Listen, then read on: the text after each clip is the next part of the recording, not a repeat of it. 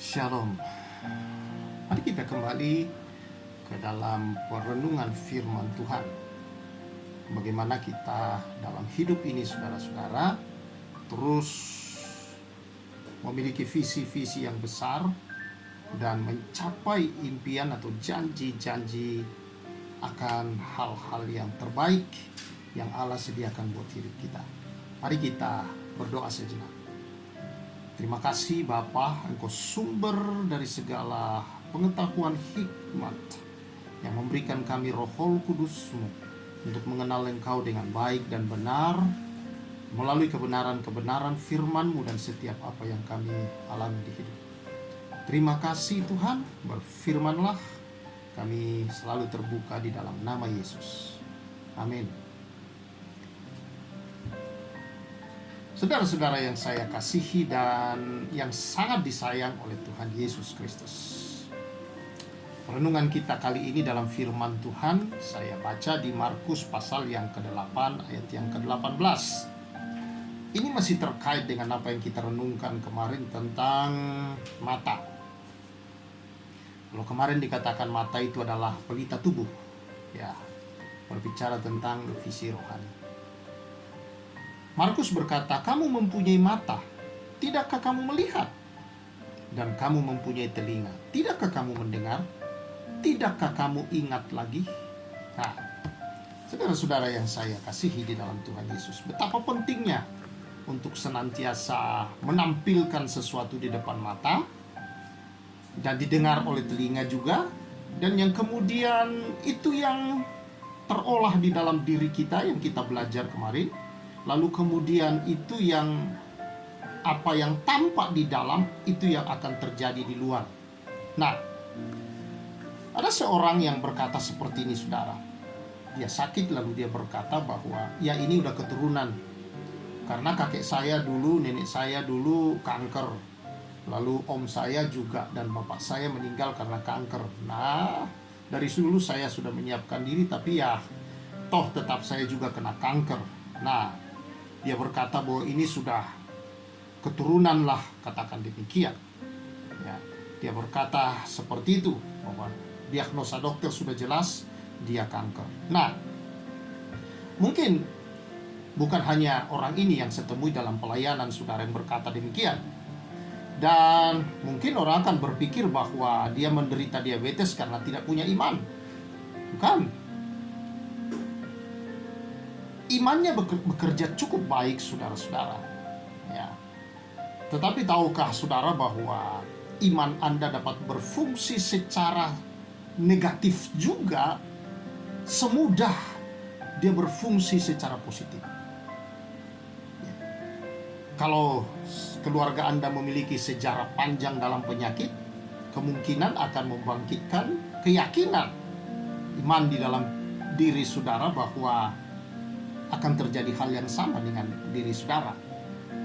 Ya, itulah yang mungkin kebanyakan kita temui di dalam masyarakat dan secara medis, itulah juga yang diajarkan. Nah, tetapi kita harus menyadari satu hal sebagai anak-anak Tuhan, sebagai orang-orang percaya di dalam Yesus Kristus, saudara-saudara, ya, bahwa kita memiliki sesuatu yang jauh lebih berharga setelah kita ditebus oleh darah Kristus. Kita dikuduskan, kita dikembalikan kepada panggilan Allah semula dalam hidup kita, saudara-saudara, disempurnakan oleh kehidupan dan oleh kematian dan kebangkitan dan kehidupan Kristus yang dikaruniakan dalam diri kita. Kita memiliki sesuatu yang lebih dahsyat dalam hidup kita jika kita ingin membangun iman. Memang ini kadang membutuhkan proses, tetapi ini, saudara-saudara, jauh lebih membawa kehidupan kita kepada kehidupan yang jauh lebih baik. Yesus mengajar kita dalam doa, Bapa kami, datanglah kerajaan-Mu, jadilah kehendak-Mu di bumi seperti di surga. Di sini kita menangkap bahwa Tuhan mau kita memang hidup di dunia yang rusak, penuh berbagai kesulitan, tetapi kalau kerajaan Allah hadir dalam hidup kita, maka kita hidup di tengah dunia yang seperti ini, saudara, tetapi dapat hidup dalam kuasa kehidupan sebagaimana di surga. Nah, kita perlu mengembangkan gambaran-gambaran baru dalam diri kita, saudara. Perlu melihat diri kita sebagai orang yang kuat, orang yang sehat, panjang umur, saudara-saudara, dan panjang umur yang disertai dengan kehidupan yang memuaskan tentunya. Itu semua, saudara-saudara, adalah kasih karunia Tuhan dalam hidup orang-orang yang percaya. Apapun banyak kata orang tentang hal-hal ini, tetapi kita melihat bahwa adalah kehendak Allah untuk Kristus mati, menyelesaikan dosa dan segala kuasa dosa dan maut. Kita ada di dunia yang memang rusak, tetapi kita di sini adalah terang. Kita di sini akan menggambarkan kehidupan surgawi itu kepada dunia ini, saudara-saudara, agar dunia ini menjadi percaya, takut dan percaya kepada Tuhan. Jadi pastikanlah mata Anda dipenuhi dengan terang, jangan hal-hal yang negatif dan kegelapan. Ya, Joel Osteen, seorang hamba Tuhan yang sangat terkenal, saudara-saudara, dalam sebuah bukunya bercerita tentang bagaimana ibunya menceritakan kepadanya ketika dia didiagnosa oleh dokter untuk sebuah penyakit, bahwa dia mengalami penyakit kanker yang mematikan, saudara-saudara. Nah, tetapi dia tidak membiarkan dirinya dengan vonis dokter yang menyatakan dia hanya punya umur tinggal beberapa minggu saja. Dia pulang dari rumah sakit, dia mulai berdoa, dan dia yakin dengan kebenaran firman Tuhan. Dia memperkatakan firman Allah, janji Tuhan tentang kesembuhan. Dia membacanya dengan suara yang keras setiap hari, beberapa kali dalam sehari. Tetapi dia tidak hanya berdoa, dia tidak hanya juga mengatakan kebenaran-kebenaran firman. Dia menggambarkan sesuatu yang baru dalam dirinya. Dia mulai mengambil foto-fotonya ketika dia masih bugar dulu, dia sehat dulu, dia pergi kemana-mana dengan segala model-modelnya, saudara-saudara. Dan dia mulai mencetak foto-foto itu dan menempatkan di semua tempat-tempat yang selalu dia lihat dalam rumah, di dapur, di kamar mandi, di kamarnya.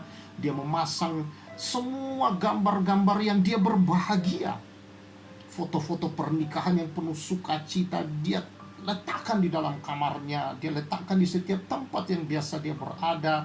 Foto-fotonya yang dia sehat, dia buat, dia melakukan kegiatan, dia berlibur di mana saja yang bahagia. Dan setiap hari dia mengisi. Dia tidak mengisi pikirannya dan dirinya, atau dia tidak mengisi imajinasi dan matanya dengan hal-hal yang negatif tentang dirinya sekarang. Memang dia sudah kurus, dia mengalami, saudara-saudara, bahwa karena penyakit itu badannya begitu kurus dan tidak seperti yang ada pada foto-foto. Tapi setiap hari dia melihat dirinya pada foto itu. Dia lebih memilih untuk melihat dirinya sebagai pemenang dan berakar dalam dirinya sebagai pemenang, daripada dia melihat dirinya sebagai seorang yang telah layu, yang tinggal beberapa hari lagi dia akan mati karena penyakit. Dia lebih melihat dirinya sebagai seorang yang sebagai seorang yang memiliki tubuh yang atlet, yang melakukan olahraga yang baik. Dia berkuda, dia pergi berlibur, dia apa saja kegiatan-kegiatan yang kadang agak ekstrim. Dia pasang foto-foto itu, saudara. Ya, dia menolak diagnosa negatif dari dokter. Ia tidak memfokuskan dirinya pada penyakit tubuhnya yang sakit. Dia memandang dengan mata iman, saudara-saudara, seperti yang dia inginkan. Dia melihat semua foto-foto itu bahwa itulah yang akan dia lakukan di masa depannya. Dia tidak peduli dengan umurnya, saudara-saudara. Dia tidak peduli dengan penyakitnya. Dia hanya peduli dengan kehidupan rohaninya dengan Tuhan dan setiap kebenaran. Dia tidak mengizinkan gambar-gambar yang melemahkan hidupnya. Dia tidak mengizinkan perkataan-perkataan yang melemahkan dirinya, imannya. Dia tidak mau itu berakar dalam dirinya. Dia buang semua itu, saudara. Dan dia menaruh gambar-gambar kebenaran ilahi yang bisa berakar baru dalam dirinya. Apa yang terjadi kemudian, saudara? Setelah 20 tahun kemudian, baru dia menceritakan hal itu.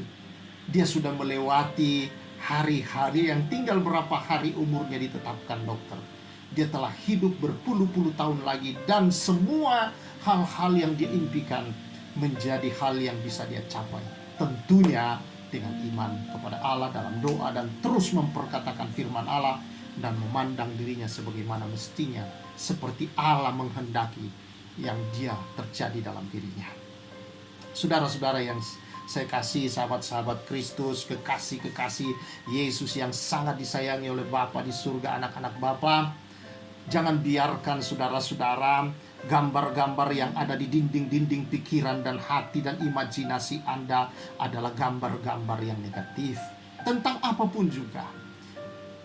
Pasanglah saudara-saudara gambar-gambar yang kuat, yang sehat, yang positif, yang membawamu kepada masa depan yang cerah.